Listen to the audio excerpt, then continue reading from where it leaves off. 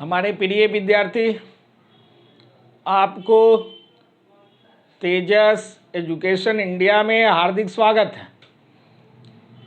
अभी हम आपको ब्लड कार्पसल्स के बारे में बताऊंगा, जिसको हिंदी में हम लोग कहते हैं रक्त कणिका। चूँकि इसके पहले वाले वीडियो में हमने आपको बता दिया था कि प्लाज्मा क्या है, प्लाज्मा का कार्य क्या है और प्लाज्मा में कौन कौन से कंटेन या अवयव पाए जाते हैं। यहाँ हम आपको यह बता दें कि ब्लड का जो दूसरा पार्ट, जिसको आप सॉलिड पार्ट कह सकते हो, वह ब्लड कार्पसल्स कहलाता है, जिसको हम लोग कहते हैं रक्त कणिका। तो यहाँ देखिए विद्यार्थी, यह लिखा हुआ है ब्लड कार्पसल्स, जिसको हम लोग कहेंगे रक्त कणिका। इसको आप रक्त कणिका भी कह सकते हैं।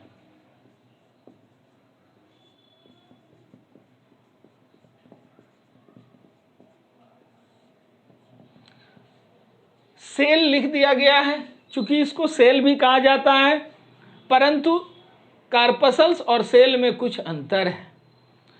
ये अंतर बाद में हम आपको स्पष्ट करेंगे।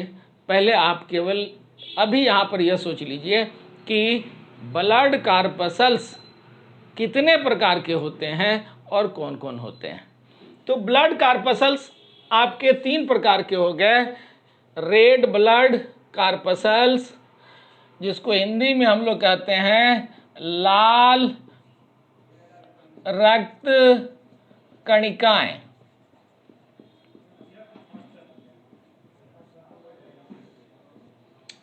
ये है WBC। W का मतलब हो गया वाइट, B का मतलब हो गया ब्लड और C का मतलब हो गया कार्पसल्स।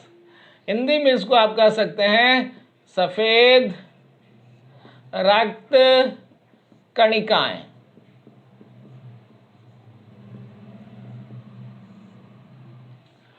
और ये प्लेटलेट्स हैं, जिसको हिंदी में हम लोग कहते हैं बिंबाणु। हिंदी में क्या कहते हैं? बिंबाणु। और इसको एक नाम और से जानते हैं, जैसे RBC है, इसको आप इरिथ्रोसाइट्स कहते हो। हालांकि ये सब चीज हम पहले वाले वीडियो में बता चुके हैं। इरिथ्रोसाइट्स, चूंकि ये 2 शब्द से बना है, इरिथ्रो प्लस साइट्स। इरिथ्रो का मतलब होता है रेड और साइट्स का मतलब होता है सेल्स। उसी तरह से ये WBC है, इसको हम लोग ल्यूकोसाइट्स कहते हैं। ल्यूकोसाइट्स। और प्लेटलेट्स को थ्रोम्बोसाइट्स भी कहते हैं।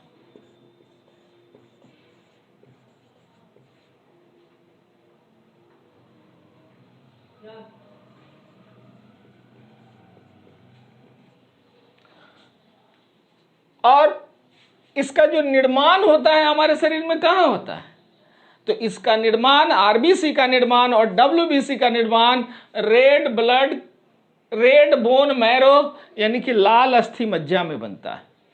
और ये जो लाल अस्थि मज्जा है, ये लाल अस्थि मज्जा कहाँ पाया गया? तो हम लोगों का जो हड्डियां हैं, जो मोटी और बड़ी हड्डी है वह खोखली होती है, और उसके अंदर बोन मैरो पाए जाते हैं। और वह बोन मैरो 2 प्रकार का होता है।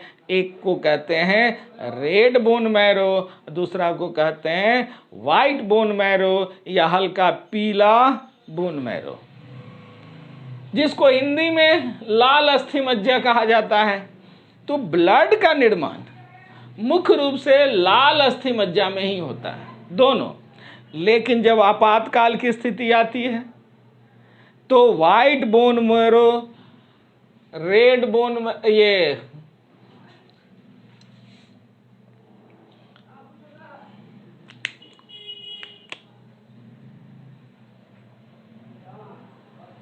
तो इस WBC के निर्माण हमारा हल्का पीला बोन मैरो भी करना शुरू कर देता है। इतना ही नहीं, जब और आपातकाल की स्थिति आ जाती है तो स्प्लीन भी करता है। इसलिए स्प्लीन को ब्लड बैंक कहा गया।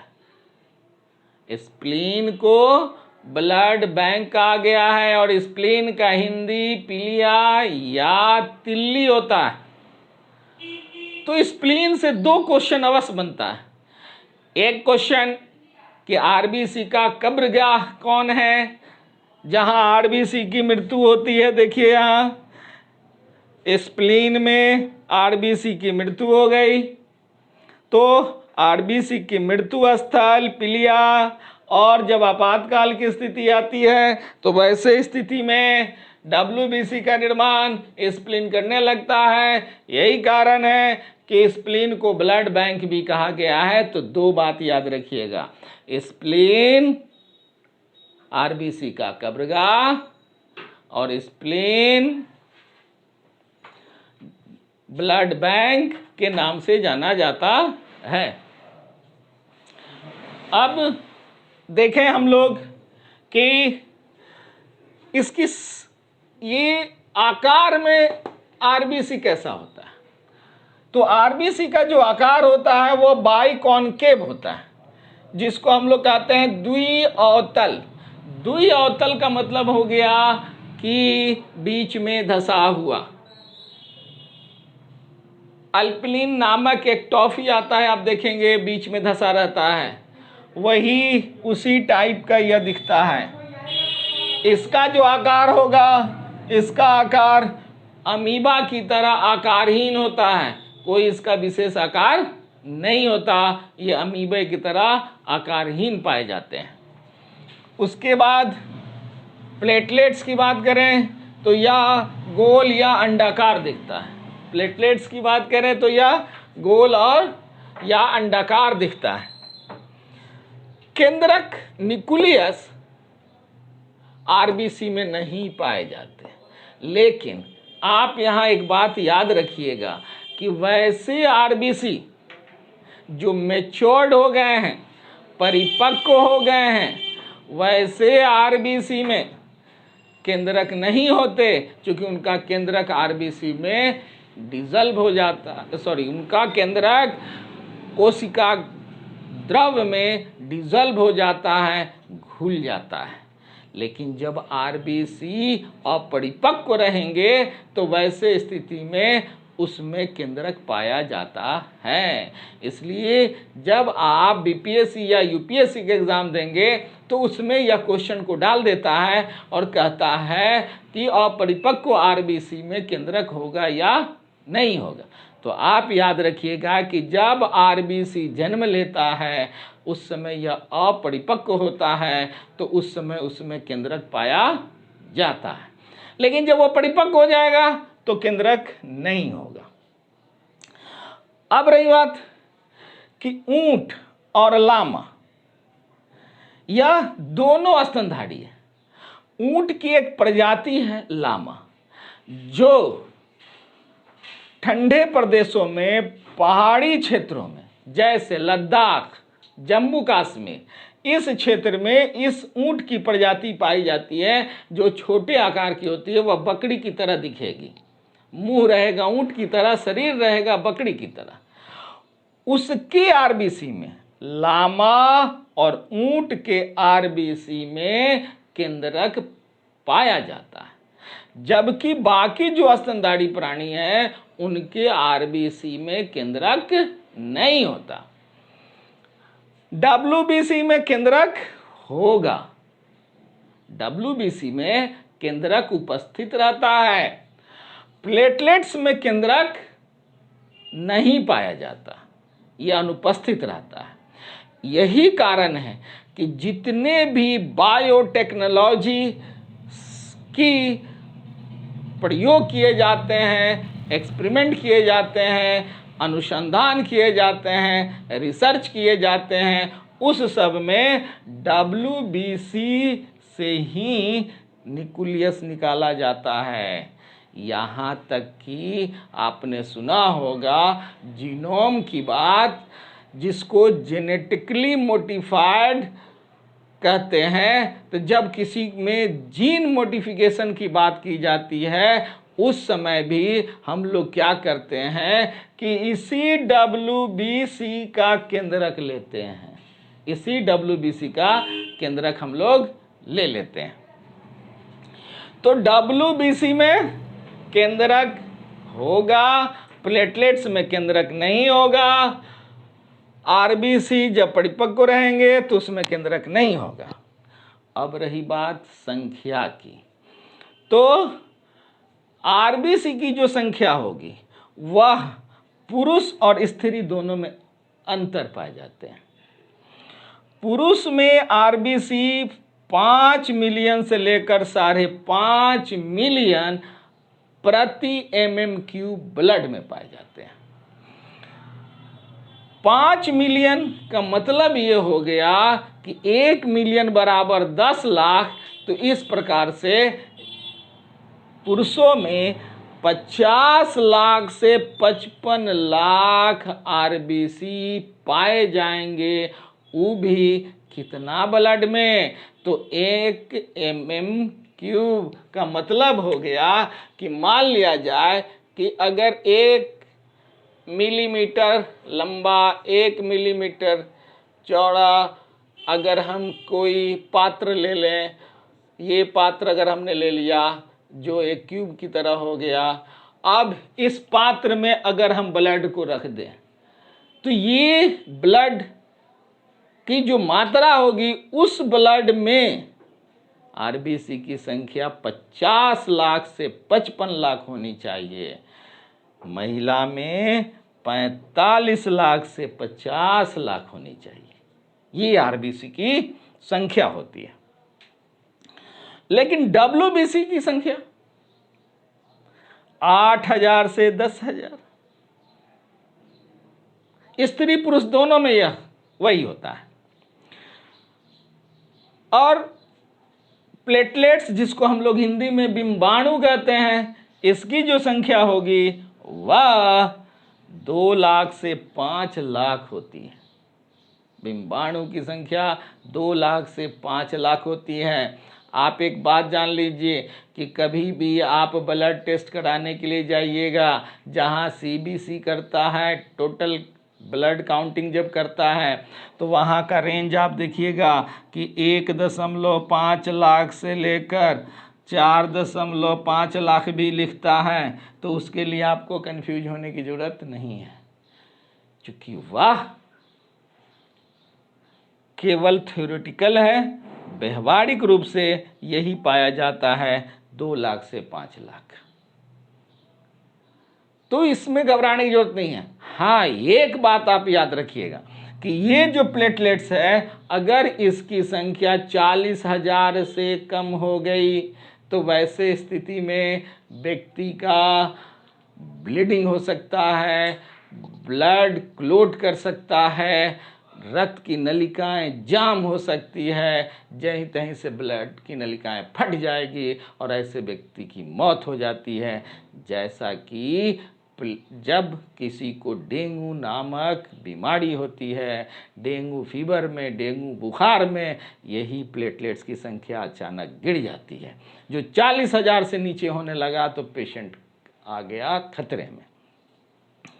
अब रही बात जीवन काल, तो इसका जीवन काल याद रखिएगा कि RBC का जीवन काल 20 दिन से लेकर 120 दिन होता है। कम से कम 20 दिन और अधिक से अधिक 120 दिन होता है। इसकी जीवन काल, ये कितना दिन तक हमारे शरीर में जिंदा रहेगा, तो कुछ घंटा से लेकर 4 दिन तक, या 12, 13, 14 घंटा में भी खत्म हो सकता है, लेकिन 4 दिन तक अधिकतम रहता है। और ये जो जीवन काल है, चूंकि WBC 5 प्रकार के पाए जाते हैं, एस्नोफिल, मोनोसाइट्स, लिम्फोसाइट्स, ये सब 5 प्रकार के पाए जाते हैं WBC, तो उनका जीवन काल उनके प्रकार पर निर्भर करता है, जो हम आपको प्रकार बाद में बताएंगे। तो ये हो गया कुछ घंटों से लेकर 4 दिन तक। प्लेटलेट्स का जो जीवन काल होता है वह 3 दिन से लेकर 5 दिन माना गया है। ये सारी जो डाटा जो दी जाती है ये लमसम डाटा है। अब आरबीसी की मृत्यु कहाँ होगी? तो आरबीसी की मृत्यु जो होगी वह स्प्लीन में होता है, जिसको हिंदी में हम लोग पीलिया कहते हैं या तिल्ली कहते हैं। स्प्लीन कहाँ पाया जाता है? तो आपको हम बता दें कि अगर ये हमारा स्टोमक है तो इस स्टोमक और ये पैंक्रियाज के बीच में एक ग्रंथि पाई जाती है। इसी ग्रंथि को हम लोग कहते हैं स्प्लीन, तिल्ली। जो काला जार जब लोगों को होता है ना, तो ये बाएं साइड में तिल्ली पाया जाता है। डॉक्टर इसको देखकर दाब कर कहते हैं कि आपका स्प्लीन बढ़ गया है। तो यही स्प्लीन है। इसी स्प्लीन में आरबीसी मरता है और मरने के बाद ये चला जाएगा लीवर में, और जब वह लीवर में जाता है तो टूट जाता है, और टूट कर ये फिर ब्लड में मिल जाएगा। ब्लड ले जाकर किडनी में उसको छान देता है। छानने के बाद मूत्र के माध्यम से वह सब बाहर निकल जाते हैं। अब इनका मृत्यु देखिए, ये बेचारे WBC रक्त में ही घुल जाते हैं। प्लेटलेट्स भी रक्त में ही घुल के मर जाएंगे, खत्म हो जाएंगे। अब रही बात आरबीसी का कार्य, तो आरबीसी का जो कार्य है वह ऑक्सीजन और कार्बन डाइऑक्साइड का हमारे पूरे शरीर में परिवहन करना है, ट्रांसपोर्टेशन का काम करता है। और ये कार्य जो करता है वह कार्य हेमोग्लोबिन के माध्यम से, किसके माध्यम से किया? हेमोग्लोबिन के माध्यम से यह कार्य करता है। याद रखिएगा कि O2 और CO2 का परिवहन आरबीसी करता है हेमोग्लोबिन के माध्यम से। हेमोग्लोबिन वह ट्रक है जहां ऑक्सीजन फेफड़ा में लोड करता है और हमारे कोशिकाओं में जाकर अनलोड कर देता है। फिर कोशिकाओं से कार्बन डाइऑक्साइड लोड करता है और हमारे फेफड़ा में अनलोड कर देता है। तो O2 और CO2 का परिवहन हेमोग्लोबिन करता है। यही वाहन है जो O2 और CO2 को ले जाता है और ले आता है। जब हम आपको रिस्पायरेटरी सिस्टम पर आएंगे तो आपको दिखाएंगे कि किस तरह से हेमोग्लोबिन ले जाता है और ले आता है। WBC का कार्य क्या है? यह हमारे शरीर में रोग निरोधक क्षमता देता है। आज जिसके पास में रोग निरोधक क्षमता अच्छा है उसे कोरोना कुछ नहीं कर पाएगा, ये वायरस उस पर कोई प्रभाव नहीं डाल पाएगा। ये रोग निरोधक क्षमता हमारा अच्छा होना चाहिए। नियमित जीवन शैली और पौष्टिक आहार अगर हम लोग लेते रहें तो WBC का संख्या मेंटेन रहता है, अर्थात हमारे शरीर में रोग निरोधक क्षमता विकसित रहता है। अब रही बात प्लेटलेट्स की, तो प्लेटलेट्स का काम है यह रक्त को थक्का बनाता है। क्या करता है? यह रक्त को थक्का बनाने का कार्य करता है। तो ये आपका इंफॉर्मेशन हो गया आरबीसी, WBC और प्लेटलेट्स का। अब इसके बाद हम जो बताएंगे वह कुछ और विशेष बात लेकर आ रहे हैं।